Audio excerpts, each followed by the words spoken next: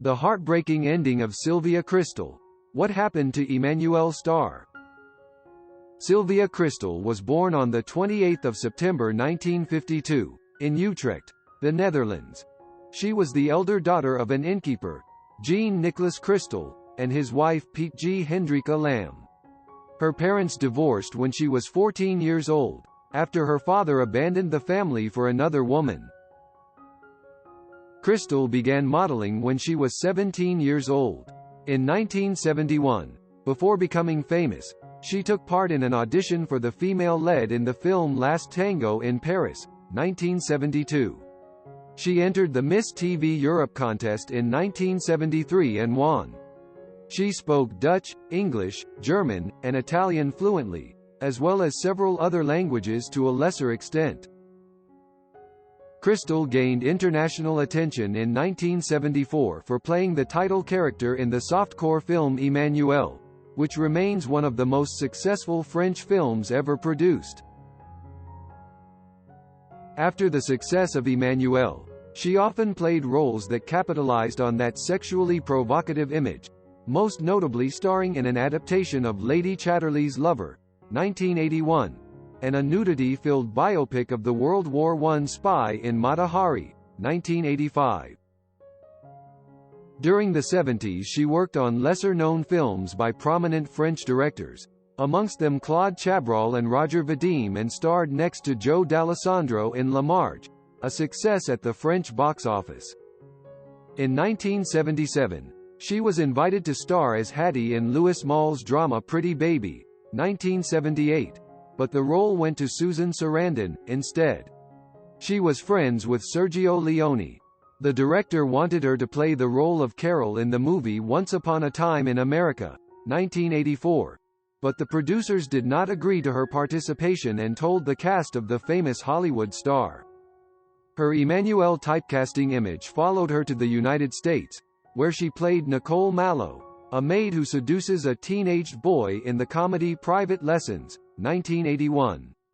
Another mainstream American film appearance was a brief comic turn in the Get Smart revival film The Nude Bomb in 1980. Although Private Lessons was one of the highest-grossing independent films of 1981, Kristel reportedly saw none of the profits and continued to appear in movies and last played Emmanuelle in the early 1990s. In May 1990, she appeared in the television series My Riviera, filmed at her home in Saint-Tropez and offering insights of her life and motivations in an interview with writer-director Michael Feeney Callan. Her friend, Gérard Depardieu, wanted to secure her comeback and tried to persuade the producers of 1492, Conquest of Paradise to cast her as Queen Isabel. Unfortunately, to no avail. In 2001, she played a small role in Forgive Me, Dutch filmmaker Cyrus Frisch's debut. In May 2006, Kristel received an award at the Tribeca Film Festival, New York, for directing the animated short film Topper and Me, written by Ruud den Driver. The award was presented by Gayle King.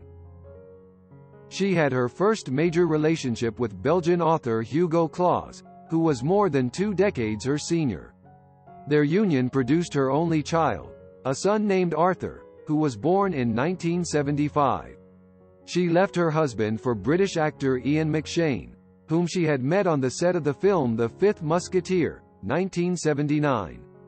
They moved in together in Los Angeles, where he had promised to help her launch her American career. However, their 5-year affair led to no significant career break for Kristel, but a relationship she describes in her autobiography as awful. He was witty and charming, but we were too much alike.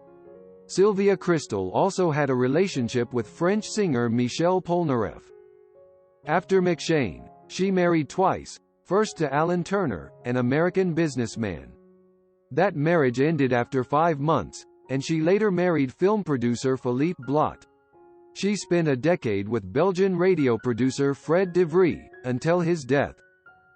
Sadly, Kristel was an extremely heavy cigarette smoker from the age of 11. She was diagnosed with throat cancer in 2001 and underwent 3 courses of chemotherapy and surgery after the disease spread to her lungs. On 12 June 2012, she suffered a stroke and was hospitalized in critical condition. 4 months later, she died in her sleep at age 60 from esophageal and lung cancer. Kristel is buried at her place of birth in Utrecht, the Netherlands. Goodbye Sylvia Kristel.